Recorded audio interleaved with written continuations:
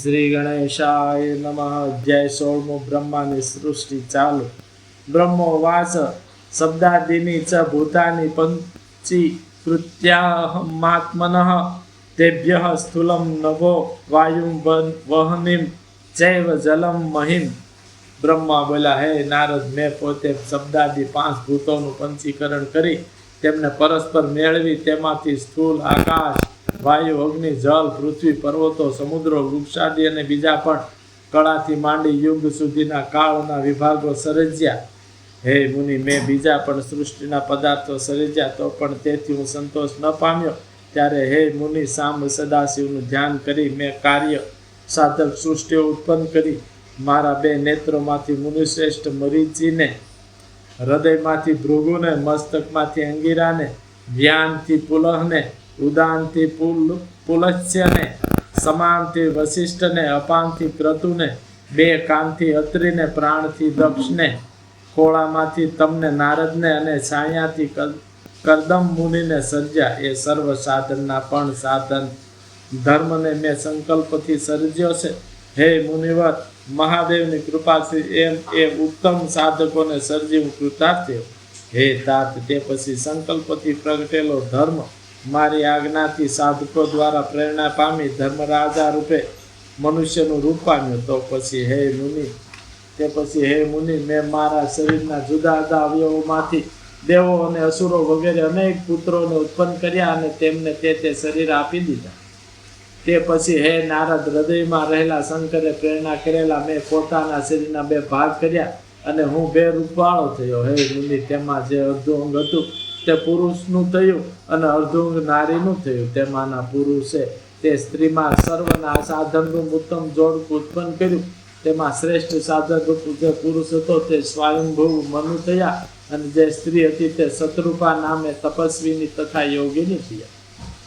હે નારદ, અતિ સુંદર તે સ્ત્રીને મનુએ વિવાહ વિધિથી ગ્રહણ કરી અને તેમાં મૈથુનની સૃષ્ટિ ઉત્પન્ન કરી. મનુ દ્વારા તે શત્રુપામાં પ્રિયવ્રત અને ઉતાનપાદ નામે 2 પુત્રો ઉત્પન્ન થયા અને આકુતિ, દેવહૂતિ તથા પ્રસૂતિ નામની 3 કન્યાઓ થઈ.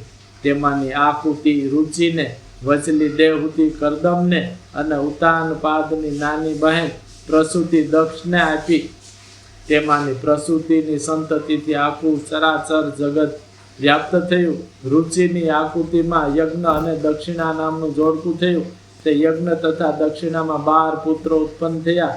હે મુનિ, કરદમથી દેવહૂતિમાં ઘણી પુત્રીઓ ઉત્પન્ન થઈ અને દક્ષથી પ્રસૂતિમાં પણ 24 પુત્રીઓ જન્મી. તેમાંની શ્રદ્ધા વગેરે તે કન્યાઓને દક્ષે ધર્મને આપી. હે મુનિવર, તે ધર્મની સ્ત્રીઓના નામ તમે સાંભળો. શ્રદ્ધા, લક્ષ્મી, ધૃતિ, સૃષ્ટિ, પુષ્ટિ, તુષ્ટિ, મેઘા, ક્રિયા, બુદ્ધિ, લજ્જા, વસુ, શાંતિ, સિદ્ધિ અને કીર્તિ. એ 13 તેમનાથી નાની બાકીને 11 કન્યાઓ નામે હતી. સુલોચના, ખ્યાતિ, સત્પથ, સંભૂતિ, સ્મૃતિ, પ્રીતિ, ક્ષમા, સન્નતિ, અનુરૂપા, ઉર્જા, સ્વાહા અને સ્વધા. તેમને અનુક્રમે ભૃગુ, ભવ, મરીચી, અંગીરા, પુલસ્ય, પુલહ, ઋષિવર, ક્રતુ, અત્રિ, વશિષ્ઠ, અગ્નિ અને પિતૃઓ પરણ્યા. ભૃગુ આદિ ઉત્તમ કર્મ સાધકોએ પ્રખ્યાત કન્યાઓને ગ્રહણ કરી અને તેમની સૃષ્ટિથી આ સ્થાવર જંગમ સહિત સઘળું ત્રૈલોક્ય સારી રીતે ભરાઈ ગયું. એમ પાર્વતીપતિ શંકરની આજ્ઞાથી કર્માનુસાર ઘણા પ્રાણીઓ અને અસંખ્ય ઉત્તમ બ્રાહ્મણો જન્મ્યા છે. હે નારદ, બીજા એક પક્ષે દક્ષની 60 કન્યાઓ કહેવાય છે.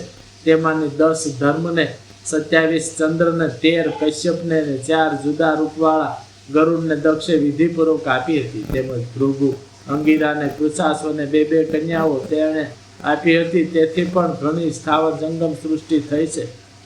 હે મુનિ શ્રેષ્ઠ મહાત્મા, તે કશ્યપને જે 13 કન્યાઓ વિધિ પ્રમાણે દક્ષે આપી હતી તેમની સંતતિથી જડ અને ચેતન સહિત 3 લોક વ્યાપ્ત થયા છે અને સ્થાવર તથા જંગમ કંઈ પણ ખાલી નથી રહ્યું. દેવો, ઋષિઓ, દૈત્યો, વૃક્ષો, પક્ષીઓ, પર્વતો અને વેલા એ બધા તેમની સૃષ્ટિ રૂપે જન્મ્યા છે. ખરેખર પાતાળના તળિયાથી માંડી સત્યલોક સુધીનું સ્થાવર જંગમ દક્ષની કન્યાઓની સંતતિ વડે એમ વ્યાપ્ત થયું છે. આખું બ્રહ્માંડ તેથી વ્યાપ્ત બન્યું છે. કદી ખાલી જ ન રહ્યું નથી, એમ મેં બ્રહ્માએ શિવની આજ્ઞાથી ઉત્તમ સૃષ્ટિ રચી છે. સર્વવ્યાપક શંભુએ પહેલા તપના કારણે સતીને પ્રગટ કર્યા હતા અને રુદ્રે ત્રિશૂળના અગ્રભાગે સદા તેમની રક્ષા કરી હતી. તે જ સતી પાર્વતી લોકના કાર્ય માટે દક્ષથી ઉત્પન્ન થયા હતા અને ભક્તોના ઉદ્ધાર કરવા માટે તેને ઘણીવાર લીલાઓ કરી છે. વિષ્ણુ જેમના ડાબા અંગરૂપ છે, હું બ્રહ્મા જેમના જમણા અંગરૂપ છું, અને રુદ્ર જેમના હૃદયમાં જન્મ્યા છે, તે શિવ એમ ત્રણ પ્રકારે કહેવાય છે.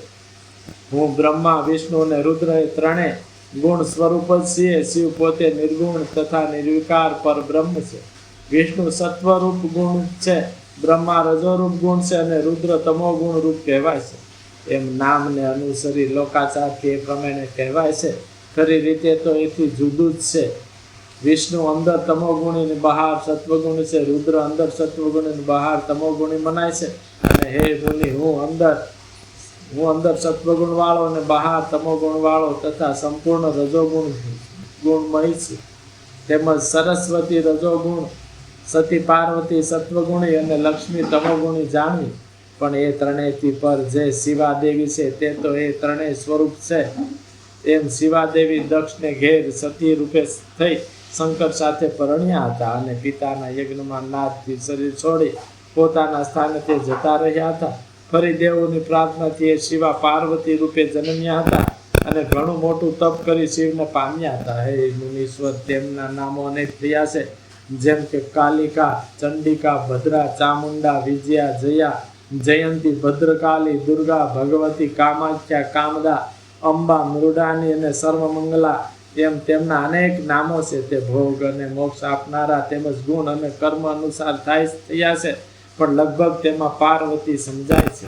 ત્રણ ગુણમય દેવીઓ અને ત્રણ ગુણમય દેવો પરસ્પર મળીને સૃષ્ટિના જુદા જુદા ઉત્તમ કાર્યો કરી રહ્યા છે. હે મુનિવર, એમ મેં બ્રહ્માંડની સૃષ્ટિનો પ્રકાર તમારી આગળ વર્ણવ્યો છે. તે સગળો મેં શિવની આજ્ઞાથી રચ્યો છે. શિવ પરબ્રહ્મ કહેવાય છે અને હું વિષ્ણુ તથા રુદ્ર એ ત્રણ દેવો જુદા જુદા ગુણ અનુસાર એમના જ ત્રણ સગુણ સ્વરૂપો છીએ. તે પરમાત્મા નિર્ગુણ અને સ્વતંત્ર જ છે, છતાં ગુણ સ્વરૂપે સગુણ સ્વરૂપે પણ થઈને ગુણા શિવા પાર્વતી સાથે સુંદર શિવલોકમાં પોતાની ઈચ્છા અનુસાર રમે છે. રુદ્ર તેમનો પૂર્ણાવતાર જ હોય ને સાક્ષાત શિવ જ ગણાય છે. તે 5 મુખવાળા મહાદેવે કૈલાસ પર સુંદર ભવન રચ્યું છે. આ બ્રહ્માંડનો નાશ થાય છે, છતાં તેનો નાશ થતો જ નથી. કૈલાસે ભવનમ રમ્યમ પંચવક્ત્રશ્ચકારઃ બ્રહ્માંડસ્ય તથા નાશે તસ્ય નાશોસ્તિ વૈવ નહીં. ઇતિ શ્રી શિવ મહાપુરાણમાં બીજી રુદ્ર સંહિતામાં પ્રથમ ખંડમાં સૃષ્ટિના ઉપાખ્યાનમાં બ્રહ્મા અને નારદનો સંવાદ નામનો 16મો અધ્યાય સમાપ્ત. બોલ મહાદેવની જય.